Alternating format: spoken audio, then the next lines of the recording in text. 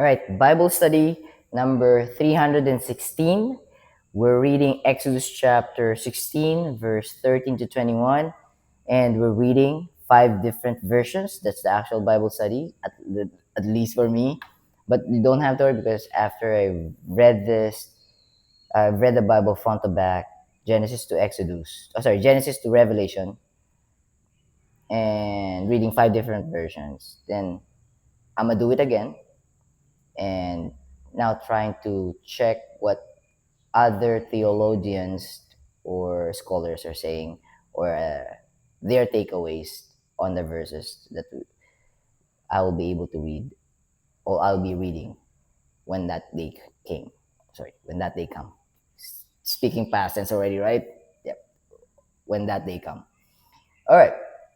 So I'm reading ESV first, NIV, NLT, ASD, and then KJV. I will provide the theme of what we've read, what I've just read, and then summary, questions, at least 2 questions, and then takeaway. All right, here we go. Exodus chapter 16, ESV, verse 13. In the evening, quail came up and covered the camp. Quail in Tagalog, pugo. Pugo is a how can I say this?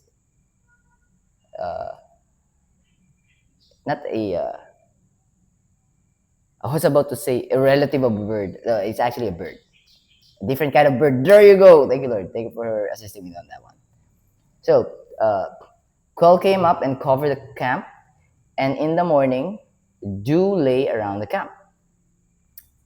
14. And when the dew had gone up, there was on the face of the wilderness a flake like fine flake-like thing, fine as frost on the ground. 15. When the people of Israel saw it, they said to one another, "What is it?" For they did not know what it was. And Moses said to them, "It is the bread of the Lord. It is the bread that the Lord, it is the bread that the Lord has given you to eat." 16. This is what the Lord has commanded. Gather of it, each one of you, as much as he can eat. So gather the bread amounting to gather only the amount of bread that is enough for you. That is enough for you within a day. So gather of it, each one of you, as much as you can eat. You shall each take an omer according to the number of the persons that each of you has in his tent. 17. Meaning for the people inside your house or where you're dwelling in. Tent. 18. But when they measured it with an omer, whoever gathered much had nothing left over, and who have gathered little had no lack. Meaning not lacking, gathered much, had nothing left over. If you left over, it will just be spoiled. If you have some leftovers for tomorrow, it will just be spoiled and it will not be edible for you because it's already spoiled. All right, let me just read it back. But when they measured it with an omer, whoever gathered much had nothing left over, and whoever gathered little had no lack. It's not lacking, meaning he's not going to be starved. Even though you gathered little, you'll be full. Each of them gathered as much as he could eat. 19, meaning no leftovers. 19. And Moses said to them, "Let no one leave any of it over till the morning." Verse 20. But they did not listen to Moses. Some left part of it till the morning, meaning gathered more than what they could chew and swallow. So there's leftover. But they did not listen to Moses. Some left part of it till the morning and it bred worms and stank. It was spoiled. They are not listening to God through the words Moses utter or tell them from the direction or instruction of God. All right. And Moses was angry with them. And Moses was angry with them. Keep on praying to you guys, but you keep on disobeying God. What are you doing? What are you doing to me? You're making it hard for me. So he got angry.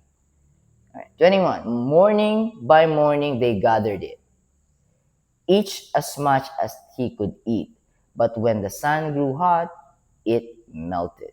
So meaning, uh, they are given bread, and they could gather uh, food for themselves, but food or bread that would be enough for them without any leftovers. Without any leftover, sorry. Now, if they gathered little and they ate it, they will still be full. Now, if they gather more than what they could eat, they will be full, but the leftover, they wouldn't be, it will not be beneficial for them because they couldn't eat it in the morning. Because God will give them something in the morning. God will give them another bread the next day. So why are they saving for the next morning? Meaning, all right, woo-hoo, they're trusting their own effort. It's going to be useless. God is giving them bread for tomorrow that will be that will be useful for them. But what they're saving for tomorrow, if it's not part of God's plan, it will just be spoiled. Get spoiled, sorry. All right, let me just read a different version. NIV, verse 13 to 21, Exodus chapter 16. That evening, quail came and covered the camp. And in the morning, there was I was about to say, to say slayer. And in the morning, there was a layer of dew around the camp. 14. When the dew was gone, thin flakes like frost on the ground appeared on the desert floor. 15. When the Israelites saw it, they said to each other, "What is it?" For they did not know what it was. Moses said to them, "It is the bread of the Lord has given you to eat." You're hungry, right? This is the bread of the Lord. 16. This is what the Lord has commanded. So this is an instruction from God that has been passed to Moses to deliver to the Israelites. Everyone is to gather as much as they need. Take an omer for each person you have in your tent. 17. The Israelites did as they were told. Some gathered much, some little. And when they measured it by the omer, the one who gathered much did not have too much, and the one who gathered little did not have too little. So it seems that you gathered a little bit, so it seems that you're lacking, but in reality, you're not. They just figured, oh my, I'm full. I thought I thought I just gathered little, but yeah, full, stomach full. All right. And everyone had gathered just as much as they needed. Not more than what they needed, as much as they needed. 19. Then Moses said to them, No one is to keep any of sorry, no one is to keep any of it until the morning. So no leftover, all right? Eat it. Eat it. Don't gather don't gather more than what you can eat because it's just going to be a spoil on the next day. It will be spoiled on the next day. 20. However, some of them paid no attention to Moses. They didn't listen. They kept part of it, of the bread, until the morning, meaning they gathered more than what they can eat on that day, so there's left over. But it was full of maggots and began to smell, full of worms and began to stank, like the ESV said. So Moses was angry with them because they're not listening. It's a direct instruction from God, And they know that God is the one who's working through Moses, but they still didn't listen. And it's happening up until now, in this present time. Verse 21. Each morning everyone gathered as much as they needed, and when the sun grew hot, it melted away. So they've learned their lesson. All right, okay. If we gather more than what we needed, it's no the leftover will never be in our benefit. Because we couldn't eat it anyways. But then God will provide another a fresh bread. So why save when God can provide for you a good bread, another good bread in the next morning? All right. NLT, Exodus chapter 16, verse 13 to 21. That evening, vast numbers of quail flew in and covered the camp, the Israelites' camp. And the next morning, the area around the camp was wet with dew. 14. When the dew evaporated, a flaky substance as fine as frost blanketed the ground. 15. The Israelites were puzzled, were amazed when they saw it. What is it? They asked each other. They had no idea what it was. They had no idea what it was. And Moses told them, it is the food the Lord has given you to eat. It is the bread of the Lord has given you to eat. 15 or 16. These are the Lord's instructions. Each household should gather as much as it needs. Pick up 2 quarters for each person in your tent. 17. So the people, an omer, a quarter, an omer. All right. So the people of Israel, sorry, is it a pick 2 quarters, not a quarter. Let me correct myself. Pick up 2 quarts, 2 quarts. So an omer, 2 quarts. So the people of Israel did as they were told. Some gathered a lot, some only a little. 18. But when they measured it out, everyone had just enough. So those who gathered a lot, meaning the household or the people inside the tent, are many compared to those who gathered little. So those who gathered little has few family members in that tent. But those who gathered much, they didn't lack. Those who gathered little, they still didn't lack. All of them had enough. But when they measured it out, everyone had just enough. Those who gathered a lot more, a lot, had nothing left over. Had nothing left over. And those who those who gathered a lot uh, had enough, no leftover. Those who gathered little had enough. Each family had just what it needed. All right, let me just read it back. Those who gathered a lot had nothing left over, and those who gathered only a little had enough. Each family had just what it needed. 19. Then Moses told them, do not keep any of it until morning. So don't leave something for leftovers. But some of them didn't listen and kept some of it, some of the bread, some of the food until morning. But by the next morning, but by then it was full of maggots and had a terrible smell. Definitely they couldn't eat it. Moses was very angry with them. 21. After this, the people gathered the food morning by morning. So now they are learning to depend on God every morning. Each family according to its need, and as the sun became hot, the flakes they had not picked up. So as the sun became hot, the flakes they had not picked up melted and disappeared. So it will be melted away. So it melted away, so God could replace it with a new one the next morning. All right. ASD, ang salita ng Diyos. Exodus chapter 16 verse 32-21. Nang sumapit na ang gabi, dumagsa ang mga quail, pugo, at napuno nito ang buong kampo. Kinaumagahan, So, camp of the Israelites, sa buong kampo ng Israelita. Ang buong kampo. Kinaumagahan na balot ng hamog ang buong kampo. 14. Nang mawala ang hamog, may nakita silang maliliit na bagay sa lupa na puting-puti. Hindi nila alam kung ano ito.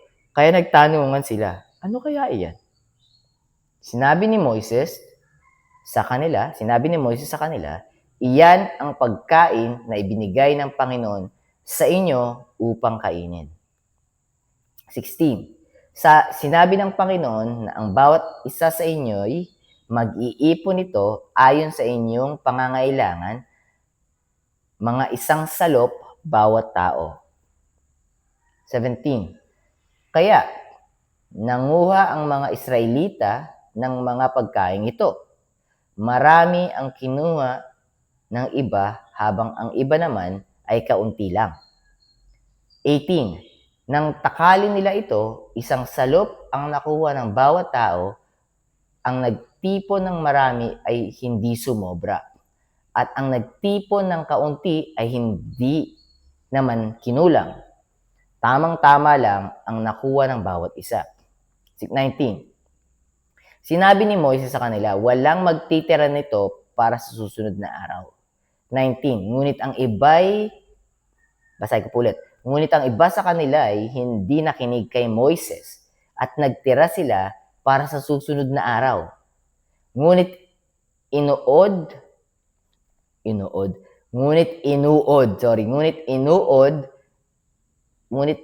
ito at nangamoy. So it got warm and stank. Kaya nagalit si Moises sa kanila, and Moses was angry with them. 21.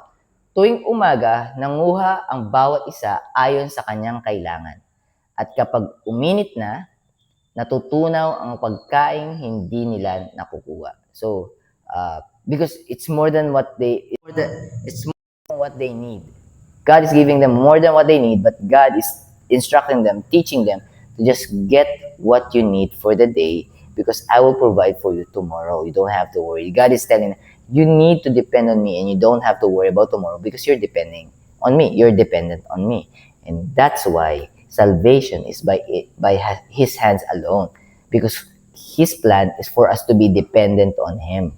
So we could not go against Him like Satan did, like Lucifer did, like the devil did. It's a blueprint. It's a map. The Word of God is the lamp unto our feet and the light unto our path.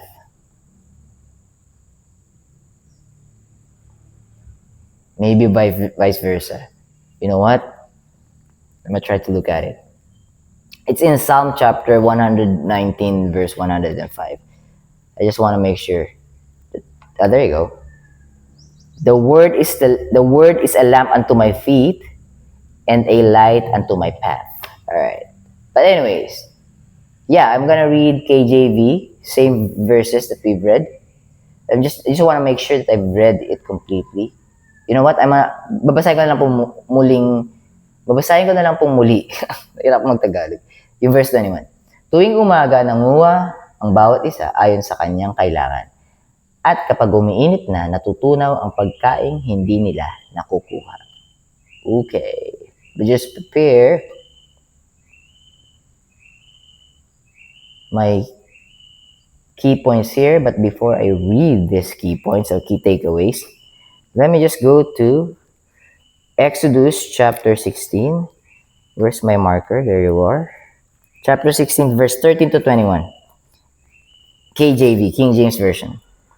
So 13. There you go. And it came to pass that at even the quails came up and covered the camp. And in the morning, the dew lay around about the host. The soldiers, the army. 14.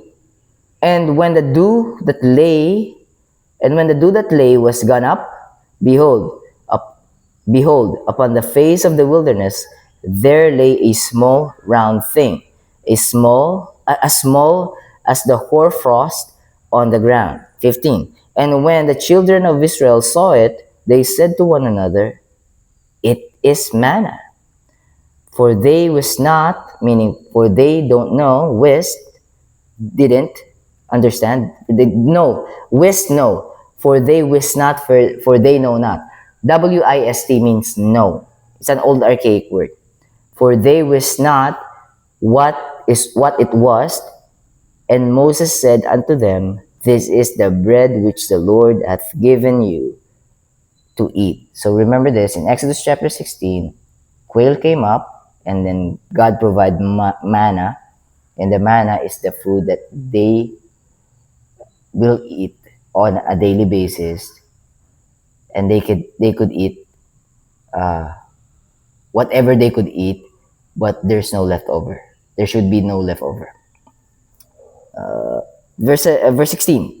This is the thing that this is the thing which the Lord hath commanded. Gather of the manna, gather of the bread, gather of it, every man according to his eating, an omer for every man. So 2 quarters, in Tagalog, isang salop. An omer for every man according to the number of your persons in your tent.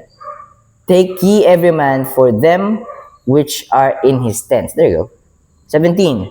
And the children of Israel did so, and gathered some more, some more, some less. 18. And when they did meet it with an omer, he that gathered much had nothing over, and he that gathered little had no lack. They gathered every man according to his eating capacity, meaning up until he's full or she's full, stomach's full. And when, verse 18, and when they did, verse 19, and Moses said, Let no man leave of it till the morning. So there shouldn't be leftover, right, guys? 20. Notwithstanding, they hearkened not unto Moses. So they didn't listen to Moses. But some of them left of it until the morning, and it bred worms and stank. It got worms and it stank. It smelled. And Moses was wroth with them. Last verse. And they gathered it every morning, every man according to his eating capacity, and when the sun waxed hot, it melted. All right.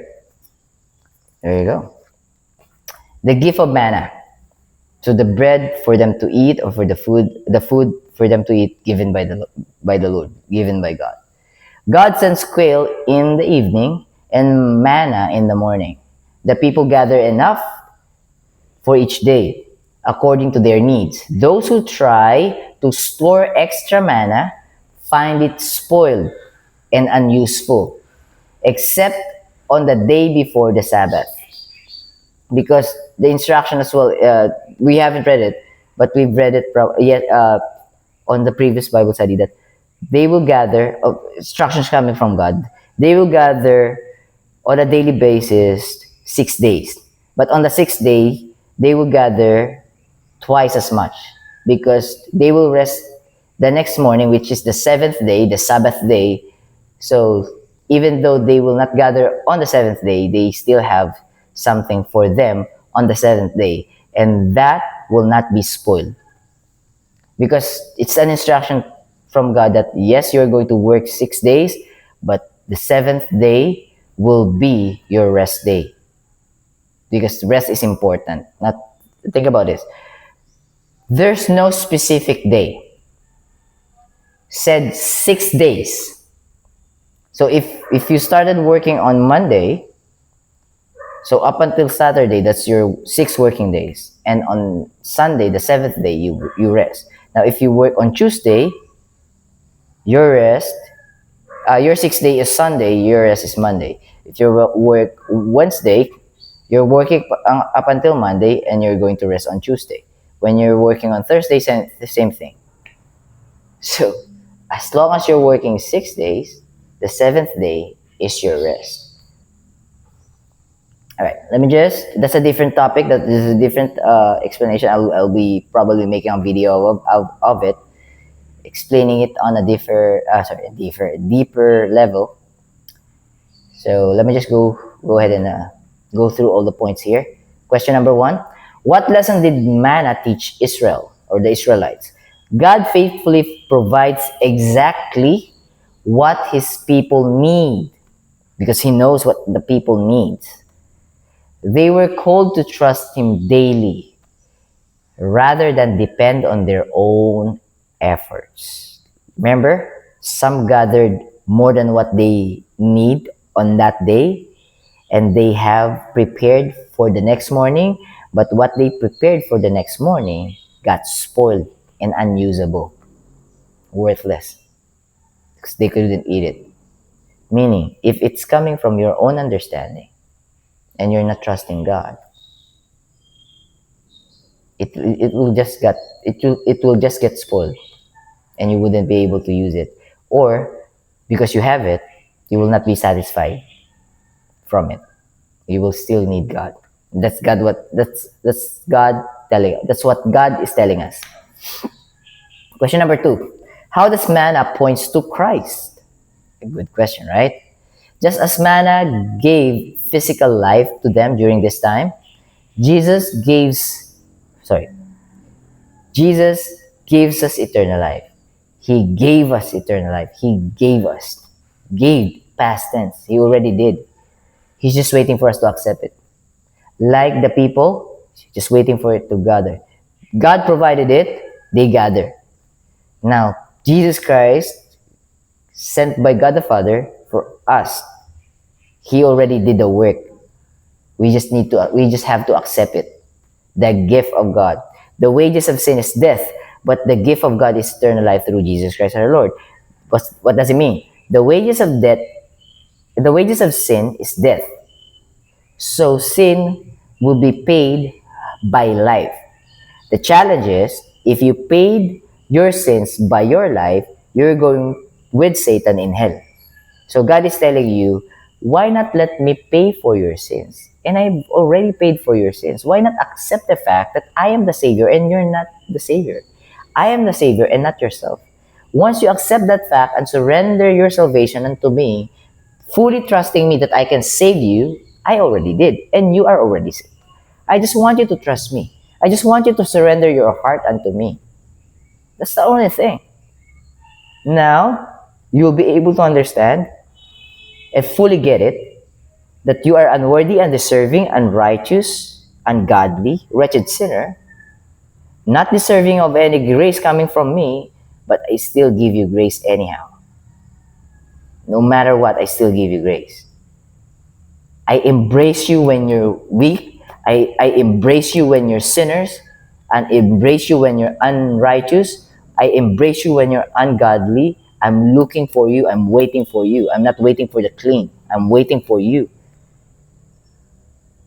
Come unto me, all ye that labor and are heavy laden, God is saying, and I will give you rest. If you're afraid that I will not accept you, Satan got into your head. But the reality and the truth is, I died for you. God died for us. Romans chapter 5 verse 8. When we were yet sinners, in due time, in that perfect timing, Christ died for us. Christ died for you. Other religion wants you to save yourselves. Christ, our Lord Jesus Christ, Yeshua HaMashiach, wants to save you because He loves you. Other religion, except save Jesus Christ, accept Jesus Christ. Other religion wants you to love yourself to the brim, to the brim, to the top. But God is saying, the greatest commandment is to love the Lord your God with all your heart, with all your soul, with all your might, with all your mind. Mind, soul, strength, with all your heart. That's the first commandment. Satan wants you to do the second commandment, or second important commandment. The most important commandment is to love God with everything. But Satan wants you to do this. The next, actually, no. The next one is the next commandment that is important to God is to love your neighbor as yourself. So actually, Satan is not pointing you to both of them. Satan is pointing you towards yourself alone. Be watchful, be wary, be attentive, be careful, be skeptical. Try to check it if they are leading you to Satan. If a person you're listening unto is leading you to Satan or is leading you to God alone. All right. Let me just completely read it. Just as manna gave physical life, Jesus gave eternal life. Believers receive God by faith. Receiving Him by faith, we will receive His grace as well, which is salvation, which is redemption. He saved us, He redeemed us. Not by works, for by grace are you saved through faith, and not of yourselves, and that not of yourselves, it is the gift of God, not of works, lest any man should boast. Not by works or religious effort, not by religion. We're not saved by religion, by organization, by the church. We're not saved by those things. We're not saved by any man, including you to yourself. We are saved by God. And He wrapped it on a gift that we have to receive. Because we will not have it if we don't receive it from Him. All right, it's already 31 minutes. I stretched this too long. I have to let you go. I'm just hoping and praying you got something from it. God's word will never return to Him void or empty anyways. So I trust the word of God. So I'm going to see you tomorrow. God bless you. Keep safe. I'll be seeing you too. I'll be seeing you tomorrow. Redundant, right? I'll be seeing you soon. Bye for now.